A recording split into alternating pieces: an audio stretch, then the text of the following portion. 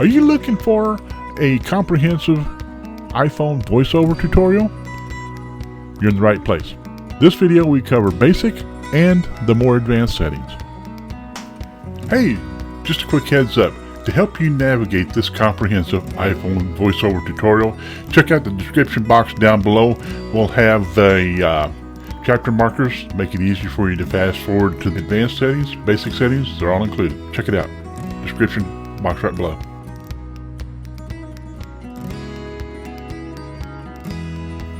Finding and turning on basic voiceover settings on your favorite iOS device is really quite simple. With the home screen on, find your settings icon and open settings. We have a couple of different options. When we open settings, we can scroll down until we find accessibility, or we could type into the search field accessibility or voiceover and find it that way. I have voiceover turned on, so you're going to hear it speaking in the background. Basically, VoiceOver is Apple's version of the screen reader for the iOS devices. And it also works on Macs and other Apple hardware. Apple TV, iMacs, MacBook Pros, everything. So it's across the whole platform. If you're into the Apple ecosystem, you will enjoy VoiceOver on any and all of your Apple devices. So I'm going to, with one finger, swipe from the left side of the screen to the right side of the screen to move down the list of options that are in the settings folder after you open settings on your home page. And you can see we're starting with General. Selected. General. Button. Years ago, in some of the devices that are running on your older iOS systems, whether it's 12 or 11, you'll find accessibilities tab under the Generals tab. But ever since, I'm pretty sure it was iOS 12, accessibilities has its own tab under settings. So let's just scroll down. Again, swiping one finger from the left side of the screen to the right side of the screen. Control center. Display and brightness. Home screen and dock. Accessibility. Button. With accessibility selected, double tap with one finger to turn it on. Accessibility. Heading. Basically, I said turn it on. Basically, we're opening the accessibilities folder. And again, with VoiceOver turned on, your gestures will be different. Accessibility features help you customize your iPad for your individual needs. So VoiceOver, we're going to customize it to fit our individual needs. We're going to swipe down. Well, we're going to swipe from left to right to scroll down the page. Vision. Heading. Under the Vision heading, VoiceOver. On. Button. Is VoiceOver, and you heard VoiceOver announce that I have it turned on. So with that folder selected, I'm going to double tap with one finger to open it. VoiceOver. Accessibility. Back button. And if you haven't ever turned VoiceOver on, this is your first time, you'll see that at the top of the page is VoiceOver. VoiceOver. On. And there is a button to the right-hand side of that. Basically, it's a slider. And if you'll just turn that on, VoiceOver will turn on, and the gestures on the phone will change. Hi, just a quick question. Are you getting benefit from this content? Give us a thumbs up. Also, go ahead and hit that subscribe button right over here so that you can keep up with everything that's going on the channel. Please continue watching. Or on the iPad or any of the iOS or OS devices that you're going to be using VoiceOver on, things will change a bit. Tap once to select an item. Double tap to activate the selected item. And these are important things to understand when you're setting up the basic functions of VoiceOver. You'll need to master these gestures. And to do that, Apple has included a section where you can... VoiceOver practice. Button. You can go in and you can practice your VoiceOver, your different swipes. And basically, there are one finger swipes, two finger swipes, one finger taps, two finger taps, and that's pretty much the basics. Now, when you get into some more of the advanced settings, you'll discover that there are three finger taps, swipes, and so forth, but we'll cover that a little bit later. So moving down the list for the basic settings Speaking rate. Heading. is speaking rate. And this is done simply by moving the slider from left to right to increase the speaking rate, which means it talks faster, or from right to left, that slows down the speaking rate, which means obviously it speaks quicker, or slower. I'll just illustrate that real quick. One finger, I'm going to touch the slider to select it, Speaking rate. 58%. Adjustable. and I'm going to slide from the bottom of the screen to the top with one finger, 68%. 78%. 88%. 98%. 100%.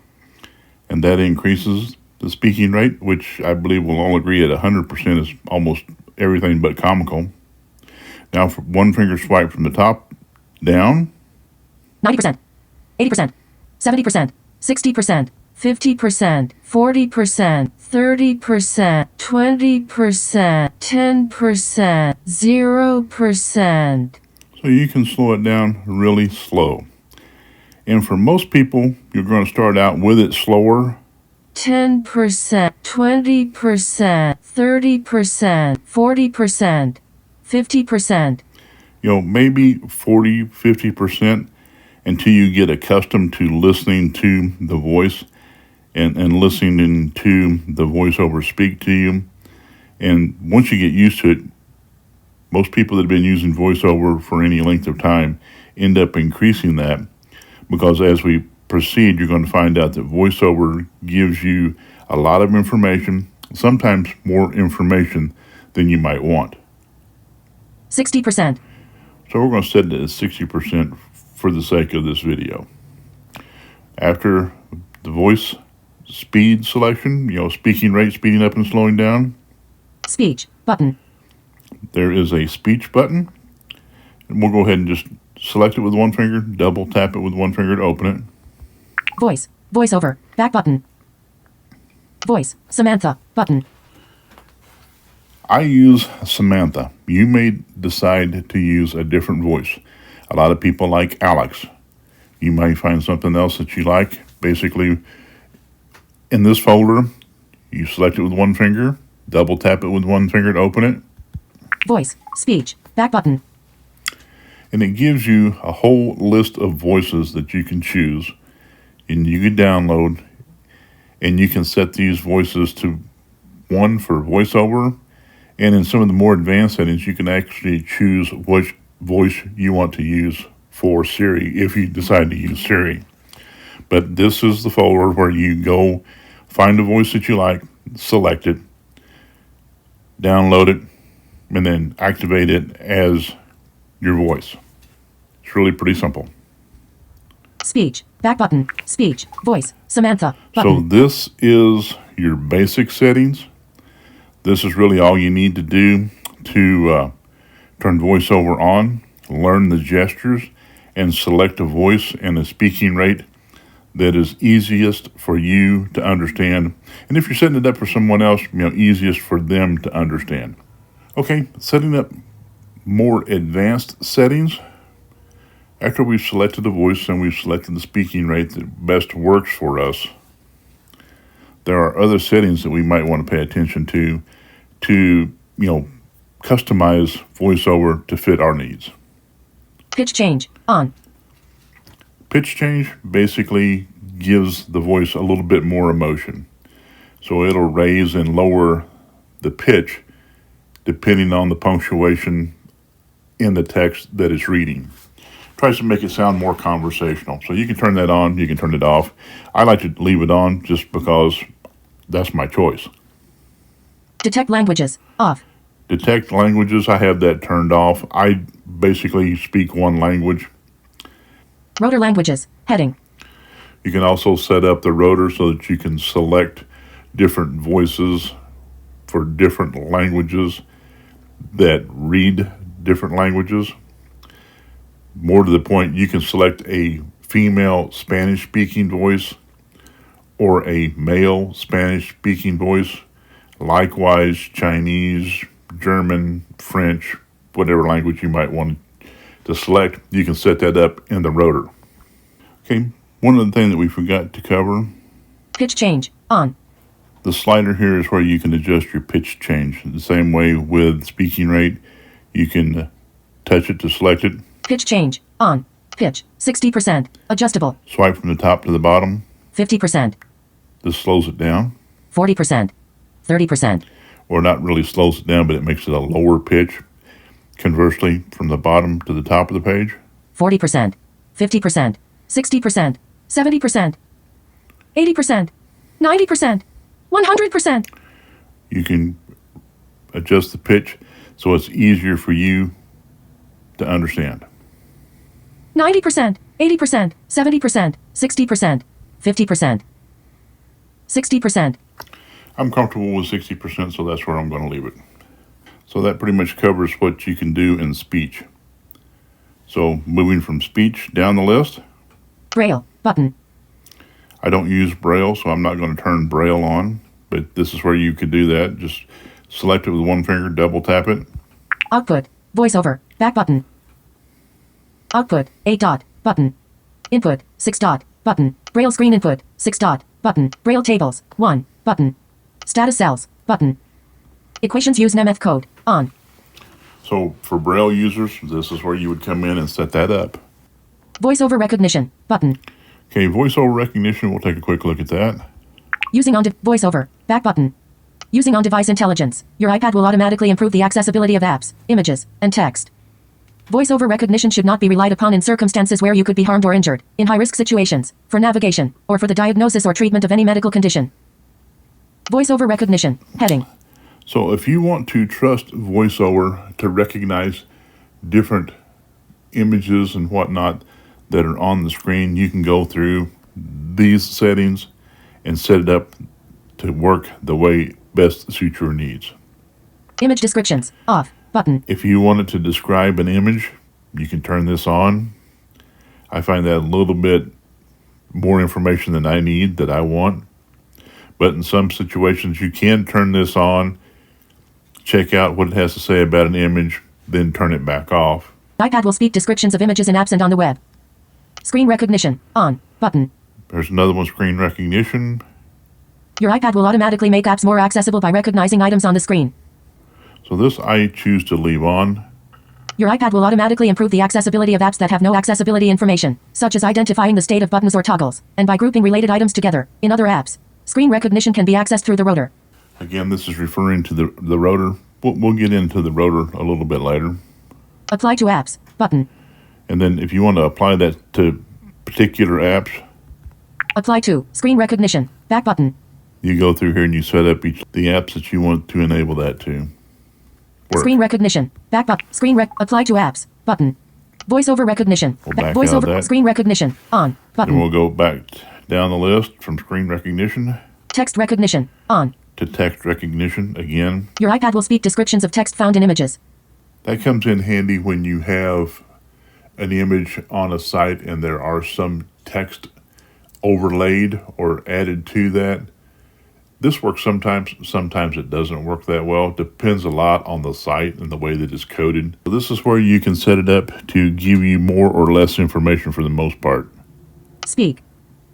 Play sound. Selected. Do nothing. Determines the feedback provided by VoiceOver recognition when active. So basically what happens here is when VoiceOver detects something, it can either Selected. Do nothing. do nothing at all, Play sound. play a sound, Speak. or speak what you have selected or what you're going over. And for the totally blind, this is a good thing. For those of us that are legally blind and have some visual acuity, a lot of times that's more information than we want or we need. So just food for thought. So we're going to back out of this. VoiceOver. Back button. VoiceOver. VoiceOver recognition. Button. Verbosity. Button. Verbosity, there's a good one we can look at for some advanced settings. Punctuation. VoiceOver. Back button. Now with this, Punctuation. Button. you can select, we'll just take punctuation for instance. Active verbosity. Back button. Active punctuation group. Sum. Button. So these are pretty self-explanatory. You can just open up each one of these and you can customize it however best suits your needs. Verbosity. Back. Verbosity. Punctuation. Button. Speak hints. Off. Speaking hints, basically when you get into a page or an app that has different functionalities, hints will say, well, if this, then that kind of thing. If that's something that you're into, you can just turn that on. Speak hints. Off. On. I choose to turn it off. Speak hints. Off. Again, for somebody new to VoiceOver, you might want to turn this on as far as in the advanced settings, and it will help you to navigate a little bit better. It'll tell you if you need to do this kind of gesture, that kind of gesture to enable something or to select something. So that comes in pretty handy for folks that are, new to VoiceOver. Personally, I have it pretty much figured out after 10 years of using it. So I don't need the hints unless by chance a new update comes out and things have changed. Then I may come back through, turn the hints on until I can learn what the differences are, what changes have been made. And then after I get familiar with it, I can always come back and turn it off. And that's generally what I do. Always speak notifications. Off. Always speaking notifications, you can turn that on if you want to, but then anytime you get a text, an email, or whatever, it will speak that to you. I choose to just leave that in the notification center. I know how to access the notification center, so then I can swipe down and I can take whatever action is appropriate. You might want to turn this on. Turn it on, try it. If it gets to be overwhelming or just one of those things that just bothers you, you can always come back through here, and this is where you would turn it on or turn it off at. Quick nav announcements. Speak. Button. Quick nav announcements, that's pretty much about navigating around the screen. Again, it's kind of like notifications. You can turn that on and off, check it out, see if it's something that you want to use or if it just gives you more information than what you might need. That's where I find it, so that's how I don't use it. Flashlight notifications. On. Button. Yeah, well, flashlight notifications, basically, we'll just open it up here real quick. Flashlight verbosity. Back button. Flashlight notifications. On. I have it turned on. Alert when the flashlight is left on. And when you leave the flashlight on, it's just going to let you know that, hey, you set the phone down, your flashlight's still on. Do you really want to leave that turned on? And that comes in handy for a lot of us that use our cell phones, our smartphones or iPhones as like a work light or something like that. Oftentimes you'll forget and you'll walk away and you'll leave it on. If you want to have it speak capital letters, like you're not sure if it's a name or a descriptor or what, and a lot of people use the caps for different meanings, you can turn this on. Deleting text. Play sound. Button. You want it to play a sound when you delete text, turn it on here, set it up here. Links. Speak. Button. If you want to hear it speak a link, you can turn this on. I just choose not to. Actions. Speak. Button. More content. Do nothing. Button. Container descriptions. Speak. Numbers. Words. Button. Table output. Heading. Table headers. Off. Row and column numbers. Off. Determines whether this information is output when navigating tables. So I'm just scrolling down through here so you get an idea where everything is located and what is located in verbosity, which you can change and make custom settings so that VoiceOver works the way that you want it to and best suits your needs. Rotor actions. Heading. With the rotor. Speak confirmation. On. Emojis. Speak. Button. Emoji suffix. On. Speaks the word emoji when emoji are read in text content. Media descriptions. Speech. Button. Determines how closed captions plus SDH are output during media playback. Determines how closed captions plus SDH are output during media playback. Closed captions comes in really handy for folks that don't hear very well. It'll actually, push it across the screen, which is kind of interesting why it would be here, but this is where you would find that. Media descriptions. Off. Verbosity. Back button. Selected. Speech. So I just have it set to turn, for speech. You can off. Turn it off if you want to. I find it comes in useful, but it's not overwhelming with a lot of information that I don't really need. You can play around with this, see what best works for you. So that covers verbosity. Audio. Button. Audio. Sounds. VoiceOver. Back button. Sounds. Button. Audio ducking. Off. Send to HDMI. Off. So the two that I wanted to show you here is audio ducking. Audio ducking. Off. I turned that off because I have learned in the past VoiceOver seems to work better with auto ducking turned off than on. So I leave it off. Send to HDMI. Off. And I don't need it sent into HDMI. So I don't need that code. Any externally connected media devices should be reconnected for this change to take effect. So if you were using this with some devices that the HDMI code is required, then you would want to turn this on. I don't, so that's why it's set the way it is. VoiceOver. Back button. VoiceOver. Audio. Button. So from here, there are several other items that you can change to customize VoiceOver to your needs. Commands. Button. Different kinds of commands. Activities. Button. Rotor. Button. Well, that's a good time to check out the rotor. One thing about rotor is when rotor is turned on, here's where you would add things or take things out of the rotor as far as options to be able to activate with the rotor. Now, if you're new to iPhone or new to the rotor, it is something I could probably do a class on all by itself. So if that sounds like some information that you'd benefit from, just let me know in the comment section down below, and I will cover that, how to enable, how to turn it off, and how it works. But in this section right here is where you would add or take stuff away from the rotor. Reorder characters. Button. Draggable. And you can Actions put them available. in different orders. That's one of the things. If you would like to have Selected. Words. words at the Actions top available. of the list instead of Selected. Characters. characters, Actions available. because as the rotor works, as you start moving through it, it will read everything in a certain order. If you want to have one item at the top of the list, this is where you change that around. Selected. Words. Actions available. Reorder words. Button. Lines. Text selection. Speaking rate. Volume. Audio ducking. Punctuation. Sounds. Actions of group. Rows 9 to selected. Language. Dimmed. Actions available.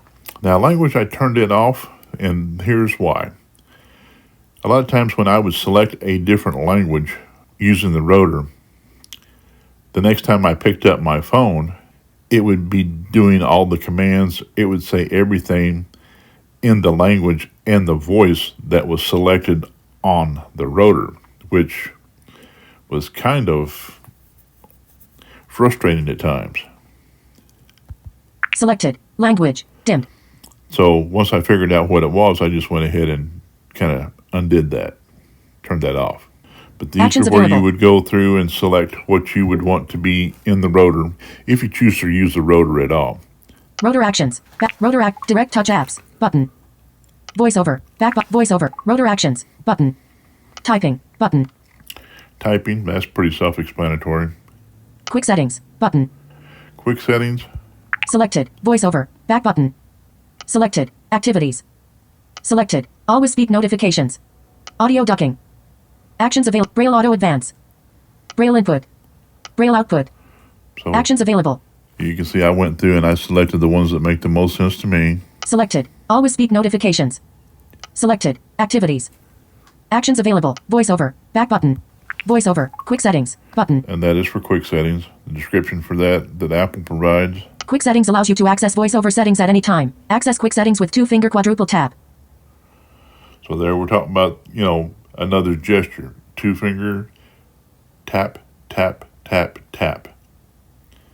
Will enable that, or will open that list of things up that you can, play around with. This is where you would adjust the size of your cursor. You can make it smaller or larger. I like to have it larger. I can't see that little bitty dot on the screen.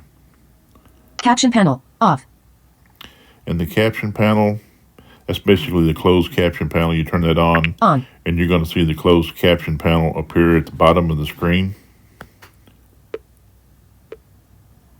I turned it back Caption off. panel. On. Caption panel. On. Off. So then that's what happens when you turn it off. And, you know, for those that don't hear very well, or excuse me, those that don't see very well, it's a bit of an issue. But somebody that doesn't hear very well and they want to be able to have the voice, you know, as a closed caption, they can do that with just turning this on and off. Double tap timeout, 0.25s, button.